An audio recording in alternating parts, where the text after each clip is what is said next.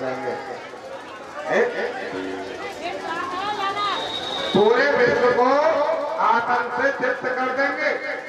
इसीलिए मेरा थोड़ा सा 1 दिन का 2 दिन का कार्य रह गया है और 1-2 दिन मेरे लिए अभी बाकी लिए। 1-2 दिन में मैं उस कार्य को पूर्ण करने के बाद आ जाऊंगा। बोले क्या? उसके बाद भगवान ने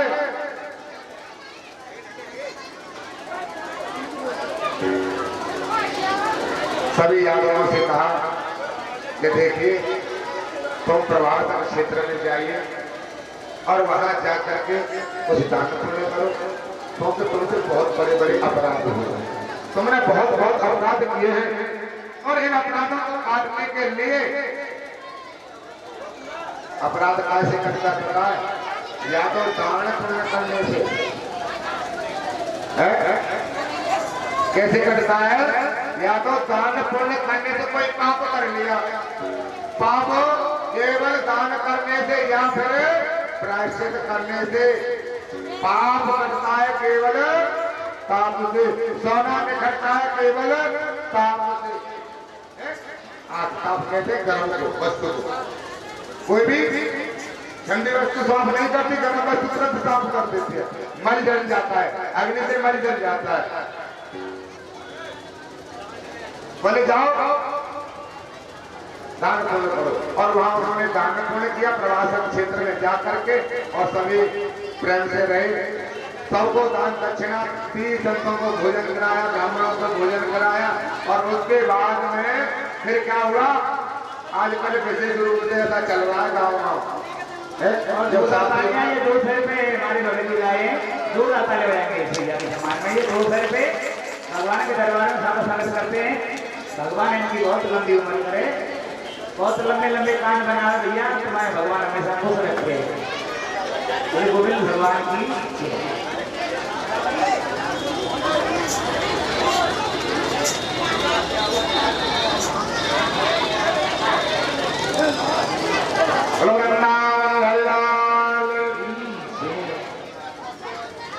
उसके बाद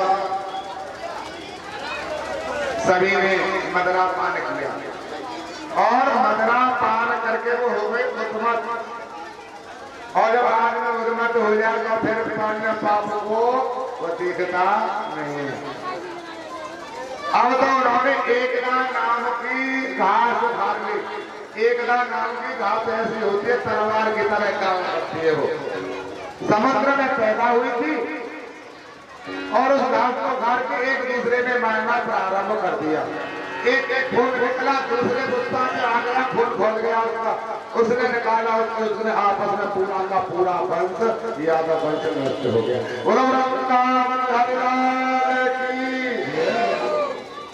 उसके बाद में उद्धव जी आ जाते हैं और उद्धव जी ने आकर के स्तुति की, प्रार्थना की कि हे प्रभु आप अपने धाम को जा रहे हैं तो एक कृपा करो, मेरे ऊपर कुछ कृपा कर दो। मैं आपके बिना कैसे रह सकता हूँ इस पृथ्वी पर? कैसे इन दुखों को झेलूंगा प्रभु? आप चाहते तो मुझे श्राप से भी मुक्त कर सकते थे, पर लेकिन प्रभु आपकी इच्छा है। पर लेकिन आप प्रभु मुझे छोड़ के न जाइए, छोड़ के न जाइए। उन्होंने कहा ठीक है, हम तुम्हें छोड़ के नहीं जाएंगे और कभी किसी भक्त को छोड़ के कहीं भी नहीं है। कैसे मान जाते हैं? हम तो तुम्हारे आत्मा में ही विराजमान है, कभी तुमसे अलग हो ही नहीं सकते। जिस दिन हम अलग हो जाएंगे तो बस तुम नहीं रहोगे, फिर हम ही हम रहेंगे। उपदेश दिया। एक बार महाराज जा रहे थे और एक अवधूत को देखा और अवधूत को क्या देखा कि मोटी बांधे हुए, भस्म लगाए हुए मेरे में जा रहा है। निश्चित किसी प्रकार की कोई चिंता नहीं है। 100 साल और कभी लेट जाता है तो कभी बैठ जाता है, कहीं खाने के लिए मिल जाता है तो खा लेता है। भगवान श्री कृष्ण कहते हैं उद्धव, और यदु महाराज ने अवधूत से पूछ ही लिया कि प्रभु एक बात बताइए। बोले क्या? जाकर के बंधन किया और विनम्रतापूर्वक पर हाथ जोड़ करके विनती की और पूछा कि प्रभु मेरे पास सब कुछ हुआ, हाथी घोड़ा हीरे जवाहरात फौज बिल्डिंग सब कुछ है और सब कुछ होते हुए भी मैं दुखी हूँ, ऐसा करो। और आपके पास कुछ नहीं है, एक लंगोटी लगी है और कंधे पर झोली लगी हुई है, हाथ में कमंडल है, एक लोटा है और फिर भी आप निश्चिंत है, किसी प्रकार की कोई चिंता ही नहीं, ऐसा कैसे हो गया? एक राजा कहता है सम्राट को, सम्राट राजा, पहले कौन थे? कई सम्राट राजा, चक्रवर्ती राजा। और राजा कहता है कि हम दुखी हैं, सब कुछ होते हुए भी, और लेकिन आप तक कुछ नहीं है, लंगोटी तन पे नहीं कहीं से,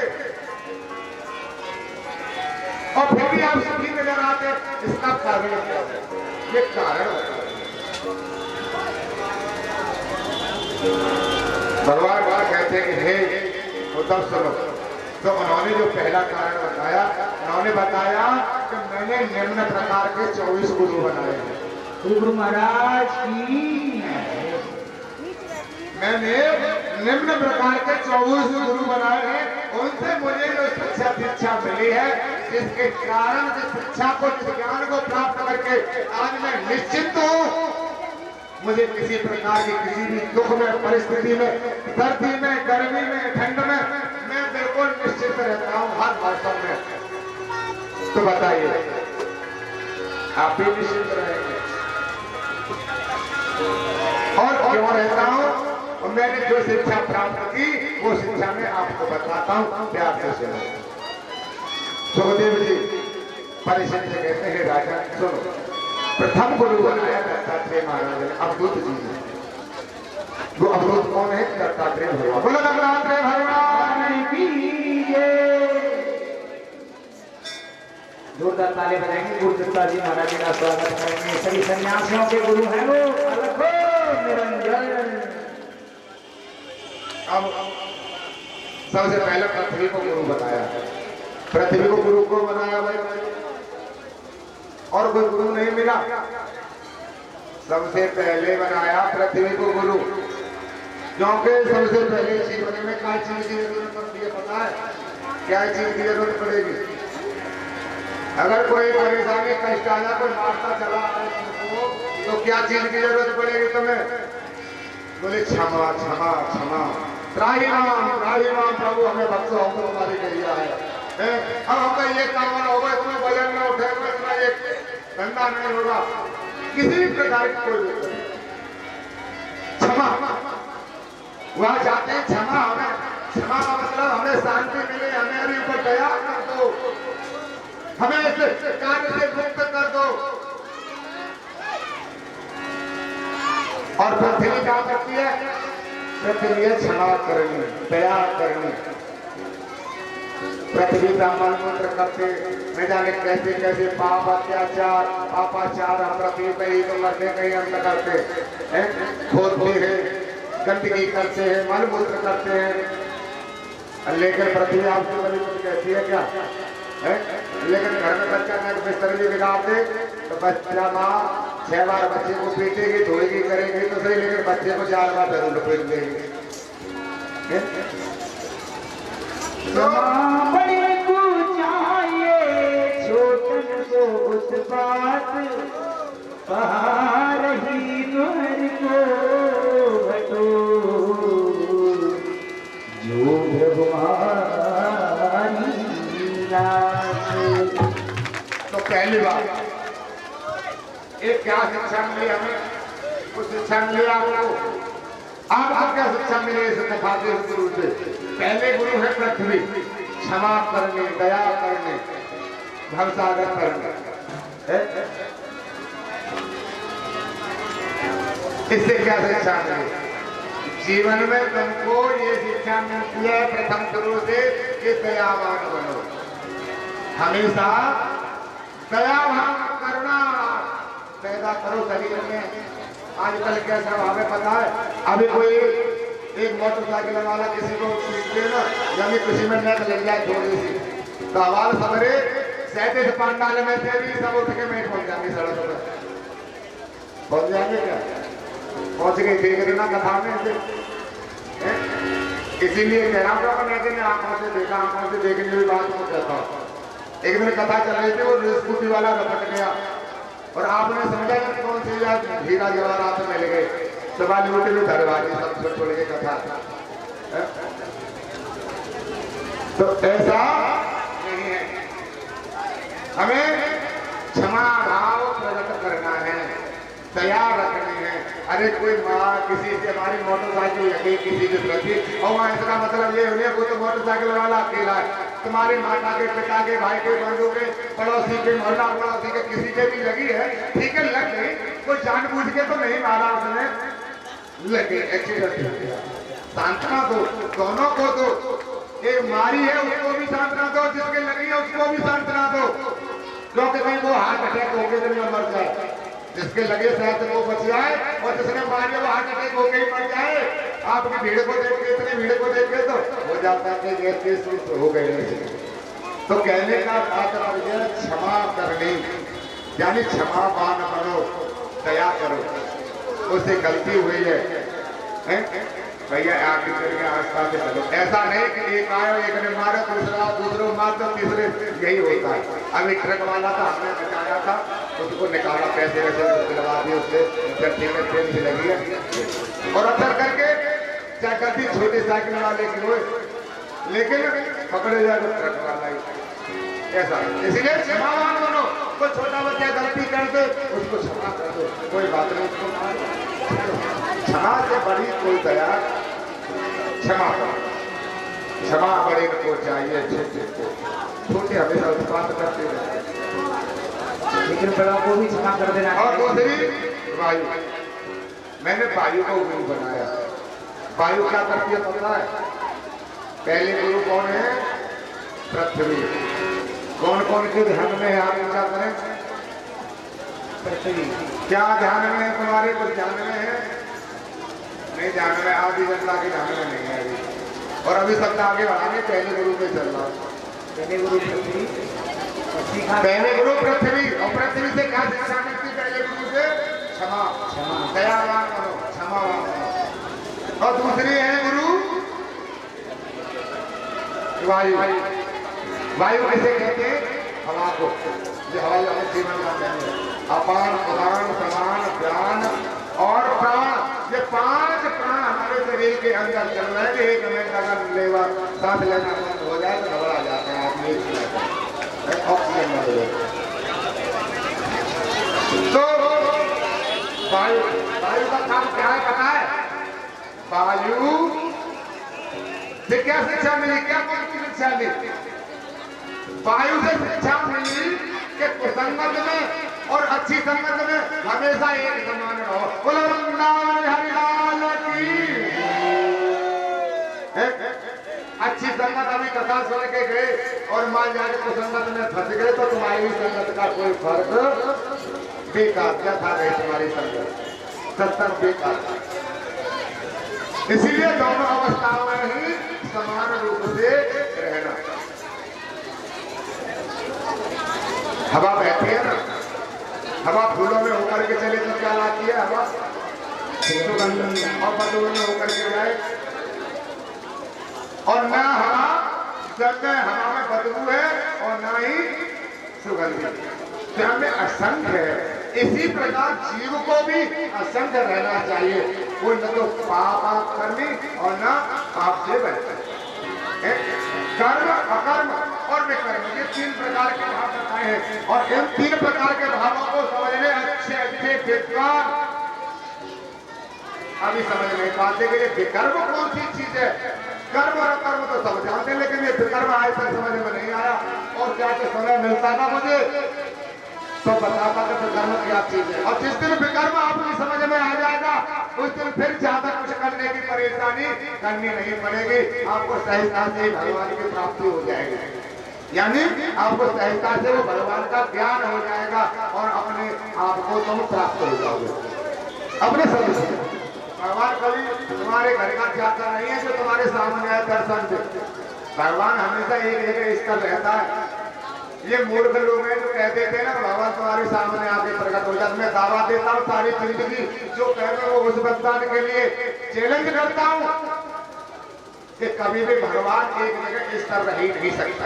जो ईश्वर है प्राणी धाम है वो परमात्मा सर्वत्र व्याप्त है कि हर व्यापक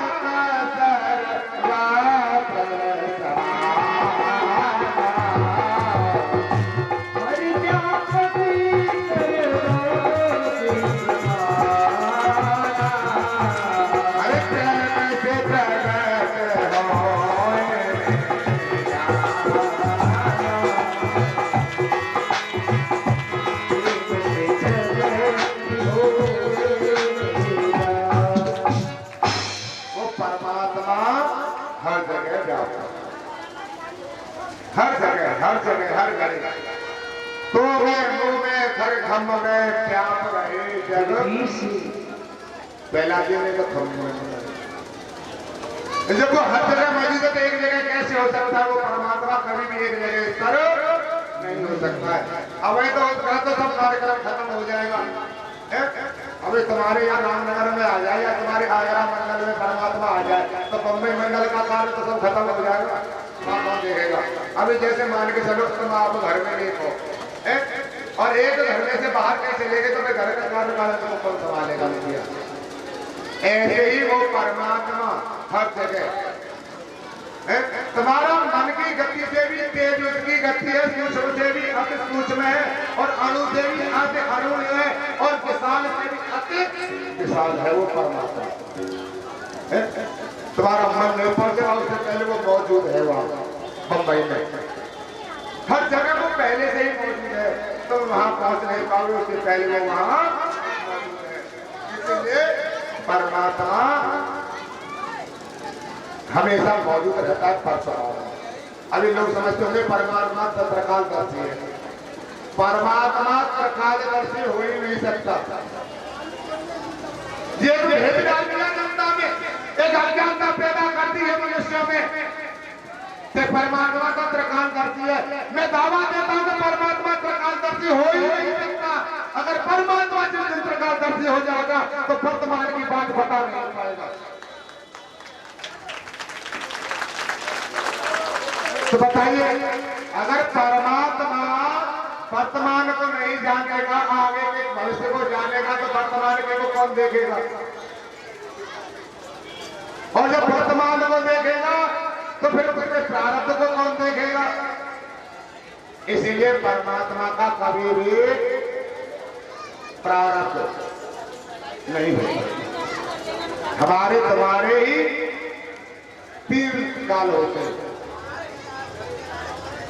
तो हमको प्रकाश करते हैं। 3 जन्मों की तुम्हें याद है, 3 जन्मों के तुम जान सकते हो, 3 जन्मों के कर्मों को तुम काट सकते हो। एक तो पिछले वाले कर्म को और एक जो प्रारब्ध में करे उनको और एक आने वालों को सुधार सकते हो। तुम प्रकाल करते हो, परमात्मा प्रकाल करते हो।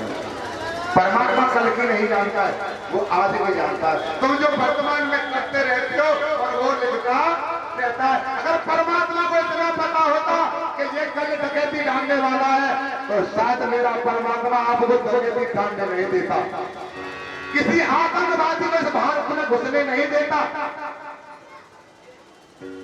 कोई गलत काम इस पृथ्वी पर होता नहीं। क्या घर में कोई हमारा पिता है, घर में मानो पिता घर में है और पिता को पता चल जाए कि ये कल कुछ गलत करने वाला, तो पिता हो जाने देगा? गलत है हो जाने देगा? आप बताइए, आपकी पिता है, माता है किसी की, अगर आपको पता चल जाए कि मेरा पुत्र या मेरी पुत्री कुछ गलत करने वाली है तो क्या आप करने दोगे? उपाय करोगे कि नहीं? ऐसे परमात्मा को अगर पता हो ना कि कल तुम कुछ गलत करने वाले हो तो परमात्मा कभी तुमको करने नहीं देता। इसीलिए परमात्मा को भूत की और भविष्य की पता नहीं है। परमात्मा केवल रहता है तो हमारे वर्तमान में रहता है, हर समय वर्तमान को लिखता रहता है। तो कल क्या करोगे वो तुरंत लिख जाएगा, आज क्या किया आज का लिख जाएगा, परसों क्या करोगे वो वर्तमान में तैयार है तुम्हारे लिए, उसका भूत भविष्य नहीं है। भूत भविष्य तुम्हारे होते हैं, दिन और रात बदल रहते हैं। बोलो गोविंद भगवान की। तो वायु अपने आप में स्वयं असंग है, इसीलिए हमारे अंदर भी किसी भी प्रकार का कोई भी विकार नहीं होना चाहिए। हम विकारों से रहित हो जाने चाहिए। काम, क्रोध, मद, लोभ, ईर्ष्या, राग, द्वेष आदि सब विकारी तो है, यानी किसी प्रकार की गंदगी हमारे शरीर में कितने का कब होने का कब होने जो अब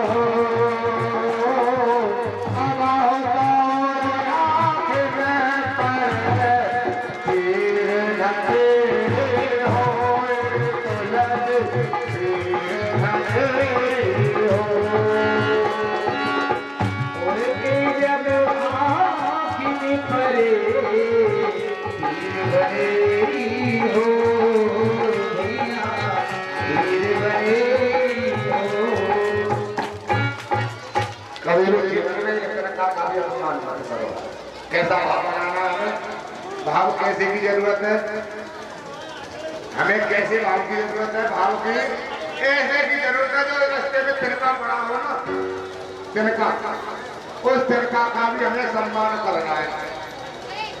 अगर नहीं करोगे तो मेरे में फर्क नहीं है और न तुम पर कोई फर्क है। फर्क तो आंखों पे पड़ेगा, किसी दिन हवा में उड़ गई आंख में एक तिनका गिर गया ना, या तो फोड़ ही देगा अलग से, शुक्राचार्य बनाई देगा, और या फिर 2-4 घंटे दर्द तो नहीं करेगा, एक आध घंटा तो करकेगा कि नहीं। तिनका कोई घास का तिनका उड़ के आंख में गिर गया तो क्या करेगा, प्रेम करेगा कब से, दर्द करेगा, कष्ट देगा। तो इसीलिए हमारे भाव ये होने चाहिए कि हम उसको कभी भी अनादर न करें, किसी का भी अनादर न करें, हमेशा सबका सम्मान हो। एक तिनके का भी मान सम्मान करके हमें चलना है और हमेशा विकारों से अलग रहना है। और दूसरे बनाया आकाश को गुरु, और आकाश क्या है, आकाश के अन्य शिक्षा मिलते, आकाश स्वयं असंग है, इसमें कोई विकार नहीं है, हमेशा कोई विकार नहीं रहता। और क्या है सर्वदा